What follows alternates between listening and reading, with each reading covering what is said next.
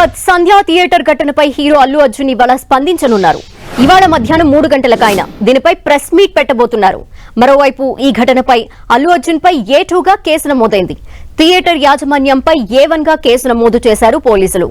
Section 105, 118 BNS act ప్రకారం పోలీసులు case నమోదు చేయడం జరిగింది. పుష్ప 2 సినిమా బెనిఫిట్ షో సందర్భంగా అల్లు అర్జున్ సంధ్యా థియేటర్ కి వస్తున్న సందర్భంలో భద్రత విషయంలో నిర్లక్ష్యం వహించినందుకు సంధ్యా థియేటర్ యాజమాన్యంపై కేసు నమోదు చేశారు.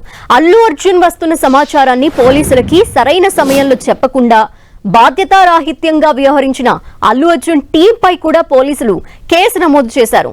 తొక్కిసలాటకు థియేటర్ యాజమాన్యమే కారణమని సెంట్రల్ జోన్ డీసీపీ తెలిపారు.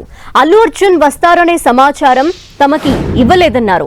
ఆయన థియేటర్లోకి వెళ్లే సమయంలో ఘటన జరిగిందని, దానికి కారణమైన వారిపై చర్యలు తీసుకుంటామని చెప్పారు. మరోవైపు ఆర్టీసీ క్రాస్ రోడ్స్ లోని సంధ్యా థియేటర్ కి అల్లు అర్జున్ రావడంతో ఆయనని చూసేందుకు జనం ఎగబడ్డారు. దీంతో అక్కడ జరిగిన తొక్కిసలాటలో మూసారాంబాకి చెందిన రేవతి చనిపోయింది. ఆమె కొడుకు శ్రీతేజ్ తీవ్రంగా గాయపడ్డాడు. అక్కడే ఉన్న పోలీసులు వెంటనే శ్రీతేజ్ ని దుర్గాబాయ్ దేశ్ముఖ్ ఆసుపత్రికి తరలించారు. అయితే శ్రీతేజ్ కండిషన్ సీరియస్ గా ఉండటంతో మరో ఆసుపత్రికి తరలించాలని అక్కడి వైద్యులు సూచించారు. దీంతో రేవతి కొడుకు శ్రీతేజ్ ని మరో ఆసుపత్రికి తరలించారు. ప్రస్తుతం వేరే ఆసుపత్రిలో చికిత్స పొందుతున్న శ్రీతేజ్ హెల్త్ కండిషన్ సీరియస్ గా ఉంది అని తెలుస్తోంది.